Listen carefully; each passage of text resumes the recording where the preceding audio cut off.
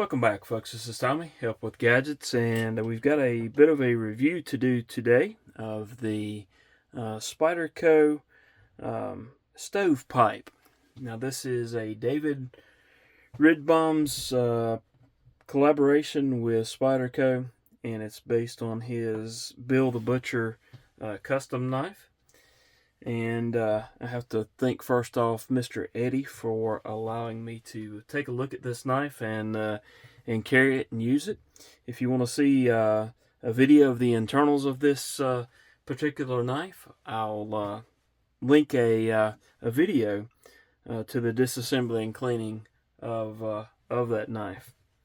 And it's an interesting knife. It's a little different than what I would normally say that I would be my particular choice of a knife, I guess I could say. But nonetheless, it is very interesting to be able to try this knife out and take a look at it. And I do, again, appreciate Mr. Eddie for allowing me to take a look at it. Some things of note just looking at the knife, besides the rhinoceros horn looking appendage of the blade. You see the Spyderco logo there on the blade, that the part that's sticking out. Nice pivot there.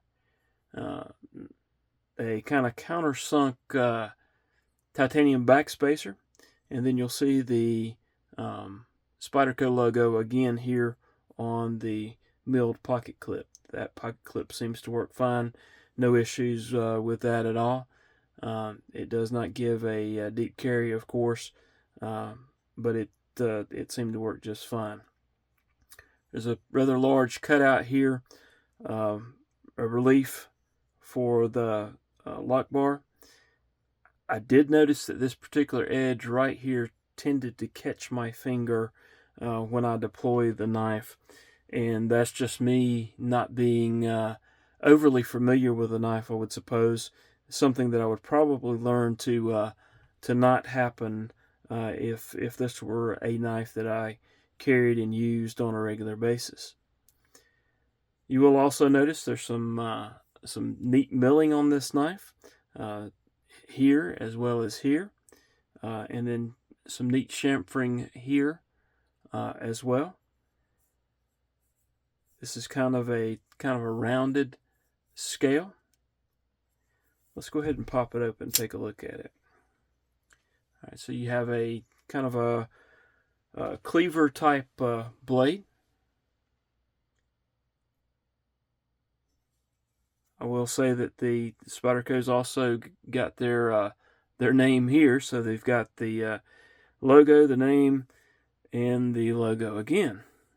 It is CPM 20CV on the blade still, as you can see there. It is Taichung, Taiwan, and there's they tend to make really good knives there. Also, that Kingdom Armory logo there with David Ridbaum's last name. You can see the logo there. So that's pretty cool. All right, in hand, actually not too bad. This the way that I'm able to grip that knife, and I don't know if I can come around this way a little bit and make it more right side up, but that's actually pretty comfortable there, as would be a grip along this way. So not uncomfortable. Although if you were to grip this knife really put a death grip on it, I'm sure you could find some hot spots simply because all of the various angles that are on this knife. If you needed to, you could probably even use it like this, but not something that would normally be done. This hand position is not very comfortable at all, just because I've managed to cut myself somehow, and I think I did that a while ago, but let's clean that up right quick. Sorry about that, folks. I thought I had hit the record button again and looked up and wasn't recording. So let me try to back up and talk about what I was talking about. There are certain grips that aren't very comfortable, but in others it's perfectly fine and would allow you to have a perfectly usable knife. It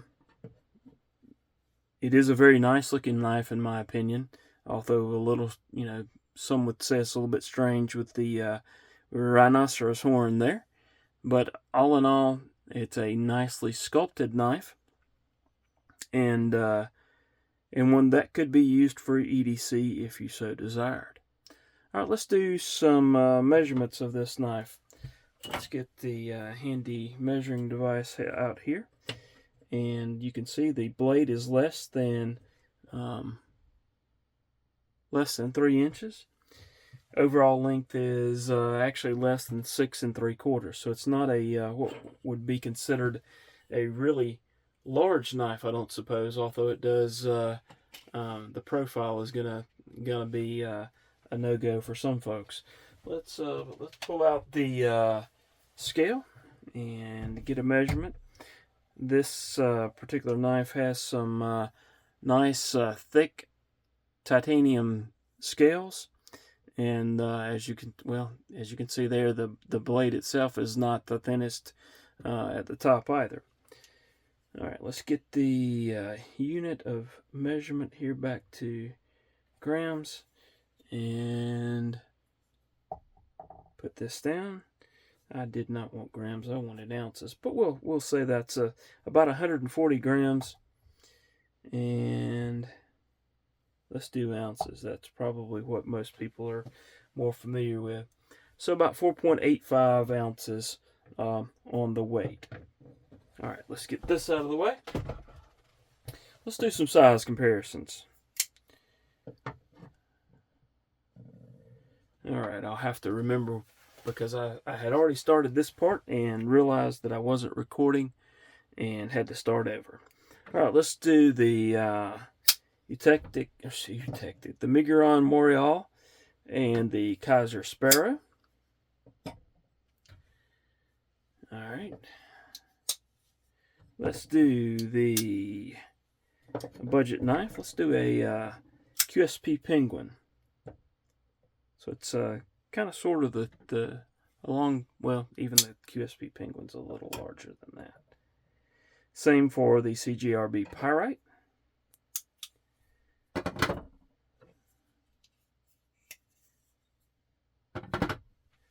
Let's do the American Blade Works Model 1, and I've put up the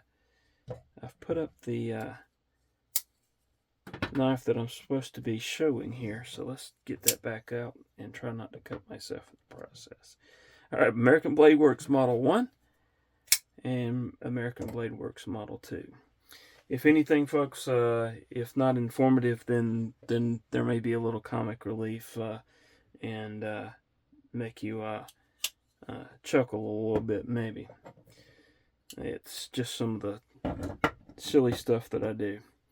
All right, let's do the Chavez Redención Kickstop, I think it's called. And let's do the Kubi Tidius. All right. Let's see what else we have to look at here. We have the Vosteed Psyop and the Vosteed RS Chaos. Okay. All right, what else? The North Arm Sky High, and you can see from that blade that I've been using that knife a little bit, and the Tactile Knife Chupacabra. All right, so you can see most of the knives that I'm showing as size comparisons are a little larger, or at least a little longer than the Stovepipe. This is the Kaiser Militaw, and what I consider to be a somewhat similar knife, the Berg Blade Sweeney. Obviously not the same knife, but kind of similar in some ways. All right, let's do the. I can't remember if I've done this on this section or not, but the Vosteed Hedgehog and the Kaiser October. Those are somewhat more similar in size, blade shape, and all that kind of good stuff. All right, and let's do the Demco Shark Cub and the Petrified Fish Mini Beluga. Those are also kind of a similar in length.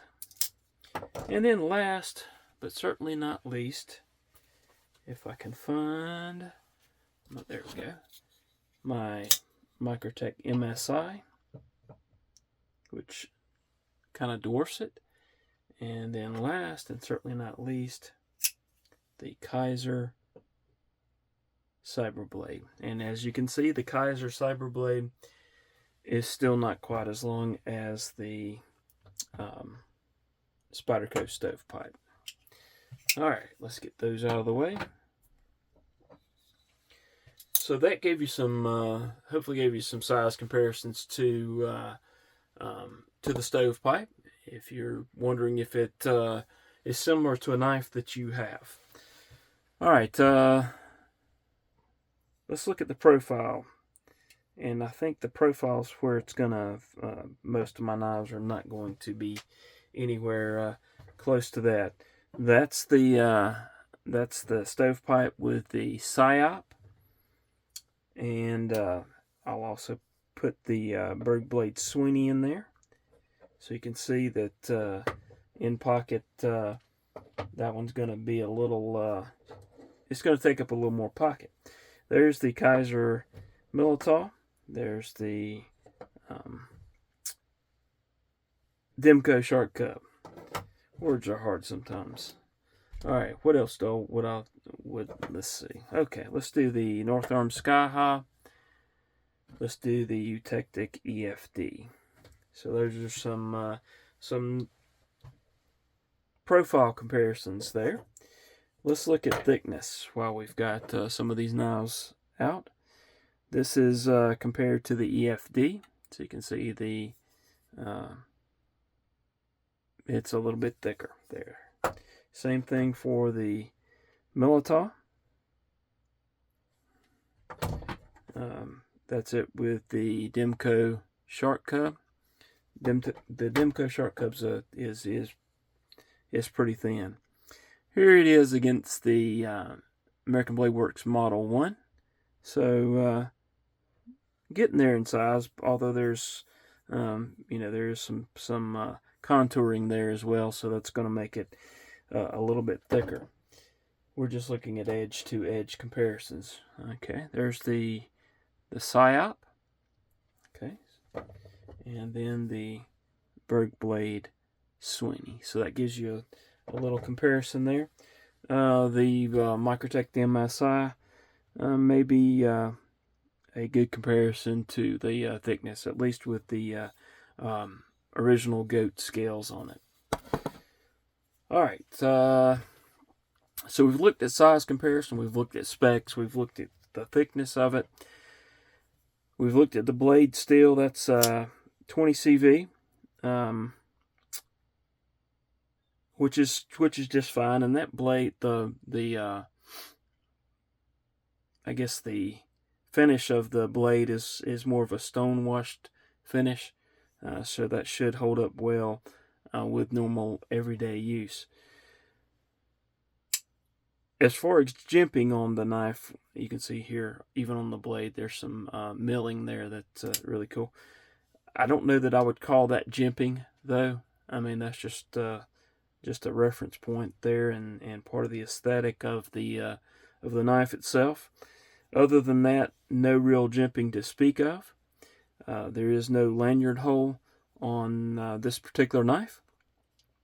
opening methods, you can reverse flick, and again, I tend to somehow get on this, get my finger there, and that's probably not the best way to open it. But so you can use the reverse flick, and also you could use your thumb to open. It's not what I would call a drop shut knife, if I'm not mistaken. It's been a little while since I disassembled it, but I believe it's on washers, and hasn't been used a terrible amount. I did carry and use it a bit, but it's not drop shut by any means. Detent on it's good. I mean, the action, it springs out pretty good. There is no blade play. Lockup is appears to be about 50% thereabouts. And these are nice heavy chunks of titanium. The access to the lock bar is really easy. That is very well done in my opinion. Makes it very easy to work the lock bar.